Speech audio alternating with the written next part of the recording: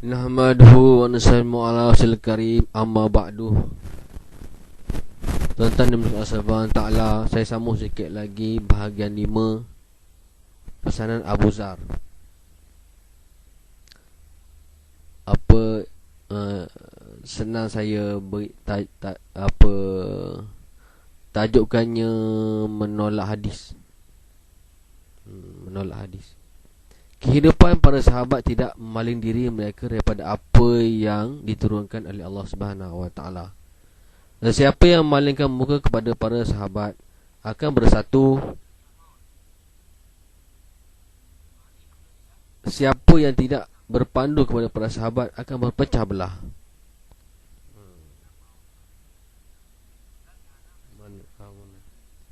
Memalingkan kepala. Kalau tidak merujuk kepada hadis-hadis, bagaimana kita boleh faham Al-Quran? Umat Muhammad Rasulullah jangan menolak hadis. Maksudnya jangan menolak hadis.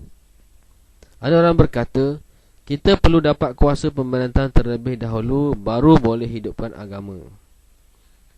Kita jangan jawab, diri kita sendiri mesti berpandu kepada Al-Quran dan hadis.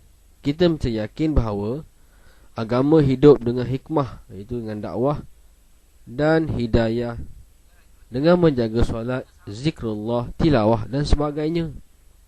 Kita perlu ada akhlak yang mulia. Kita mesti buang penyakit asabiah. Jangan kata apa asabiah? Racism. Jangan kata mereka bukan keluarga saya, atau bukan bangsa saya, atau saya tidak perlu ikut seruan mereka. Kita mesti ikram, kita hormat, muliakan semua orang Islam. Jaga lidah, jangan cakap orang itu akan masuk neraka jahanam kerana tidak ikut jemaah tabligh. Tak boleh. Kalau orang itu ikut jemaah tabligh, kita kata orang itu masuk neraka jahanam, kita kena ikut juga. Ada karkun pun yang dah lama, yang dah sejuk pun ikut juga jemaah tabligh. Jangan fikir dan sangkakan kita. Jangan fikir dengan sangkaan kita. Jangan kata orang-orang itu yang buat usaha-usaha lain akan menukar fikiran makan karkun-karkun kita dan akan menggunakan karkun-karkun kita untuk buat kerja mereka, atau mengira bahawa mereka akan melawan kita. Tak boleh ya, menukar fikiran karkun-karkun. Kita buat tu fikir karkun, tukar fikiran karkun, tak boleh. Orang nak keluar pun tak jadi keluar. Sebenarnya perkara seperti ini berlaku kerana kelemahan kita. Kita cuai dan tidak pandai pelihara karkun-karkun kita dengan betul. Kerana apa? Ia menolak hadis. Jadi gitulah. Jangan beri jalan orang halang kerja dakwah ini. Jangan bersisih dan bergaduh. Bila manusia ada cinta dunia dan tak ada fikir akhirat, mereka akan jadi lemah dan buat kerja agama pun untuk tujuan dunia, serta mereka akan cari publicity melalui kerja dakwah ini. Sebab apa? Cinta dunia datang fikir, dan itu dalam diri, tiada fikir akhirat. Iman lemah, buat kerja agama pun lemah, tak ada maksud tujuan dunia, dan cari publicity dengan kerja agama. Tak boleh ya tuan-tuan. Dari itu mula-mula hendaklah kita bentuk fikir agama dan tukar pandangan. Pertama, daripada memandang ke arah dunia kepada akhirat. Kedua, daripada kebendaan kepada amal. Ketiga, daripada makhluk kepada Khalik. Khalik. Apa pandangan Allah Subhanahu Taala beritahu bahawa Allah Subhanahu Taala Khalik, Allah Subhanahu Taala Malik. Allah Subhanahu Taala adalah selain daripada 70,000 makhluk-makhluknya. Malah setiap orang perlu diberi inzar, amaran, supaya membuat persediaan menghadapi maut. Kita mesti menghargai masa muda sebelum tua.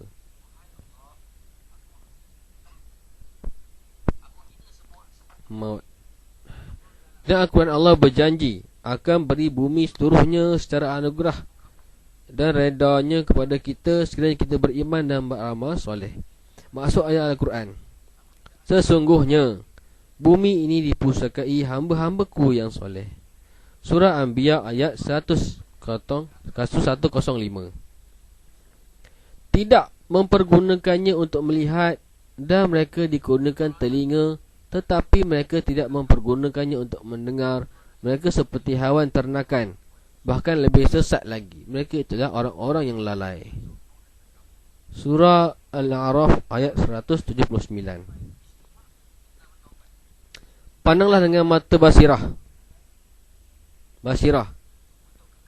Dengarlah dengan telinga batin, dan berfikirlah dengan akal dan nurani. Pandang dengan mata hati, dengar dengan telinga batin, dan fikir dengan akal nurani. Maksud ada mata tidak melihat ialah tidak melihat dengan mata basirah, mata hati dan mata yang dalam. Maksud ada telinga tidak mendengar ialah tidak mendengar dengan telinga yang batin. Mendengar dengan telinga yang zahir dan mendengar dengan telinga yang batin. Itu dia panggil apa? Kalau fikir dengan akal zahir, kita akan dia tiga perkara: mata, telinga dan otak fikir. Kita akan mengira kalau ada harta atau kuasa, kita boleh berjaya. Mata zahir melihat orang-orang kaya dan berpangkat adalah orang-orang yang berjaya. Wahal perkara inilah yang akan mencepatkan mereka ke neraka. Kalau berharta dan berkuasa dengan melanggar perintah Allah SWT, perkara-perkara itu tidak menjamin rahmat dan keberkatan. Tapi rahmat kita tidak selamat. Iman dan amal sahaja yang menjamin rahmat Allah SWT. Kita akan bercakap mengenai apa yang kita lihat. Kalau kita melihat dengan cara yang salah, maka pandangan kita tidak betul dan menipu diri kita sendiri, serta kita akan bercakap salah hingga menipu dan merosakkan orang lain pula. Hidayah sahaja yang membetulkan pandangan dan pemikiran manusia. Sebaliknya, jika lidah bercakap dengan kalam Allah dan kalam Rasul, kita akan mendapat kekuatan. Untuk dapat kekuatan macam mana? Iaitu kekuatan iman dan amal. Kena cakap perkara Al-Quran dan hadis, atau kalam Allah dan kalam Rasul. Untuk apa kekuatan iman dan amal? Kekuatan ialah kekuatan Allah Subhanahu Wa Taala. Kekuatan Allah Subhanahu Wa Taala mengatasi kekuatan-kekuatan yang lain. Makhluk adalah majas, iaitu batil dan palsu. Bila datang kekuatan Allah, semua binasa dan lenyap. Apa maksud Al-Quran? Surah Al-Isra ayat 8. Dan katakanlah telah datang kebenaran dan telah lenyap kebatilan. Sesungguhnya kebatilan itu pasti lenyap. Kita membuat sesuatu di dalam suasana terang benderang, tapi Allah berkuasa menjadikan kita dalam perut ibu kita, iaitu dalam tempat yang gelap gelita, sempit lagi rumit. Kalau demikian, tidaklah menjadi pelik bagi Allah untuk membangkitkan kita daripada kubur, walaupun kita sudah hancur lebur. Manusia lemah. Kaki nyamuk pun manusia tak mampu buat. Tapi manusia boleh menjadi kuat dengan berhubungkan diri dengan Allah yang Maha Kuasa. Dengan cara demikian, kita akan memperoleh kekuatan rohani. Dia panggil kekuatan rohani. Kekuatan rohani tidak dapat diatasi oleh apa-apa kekuatan pun dunia ini. Di alam arwah, dalam khazanah Allah, banyak makhluk berada di dalam barisan menunggu giliran untuk datang ke dunia.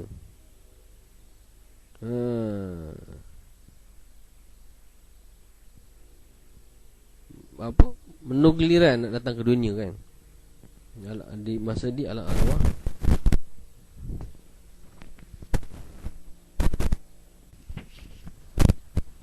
Nahmaduhu wa nusallimu ala rasulil karim, amma ba'd.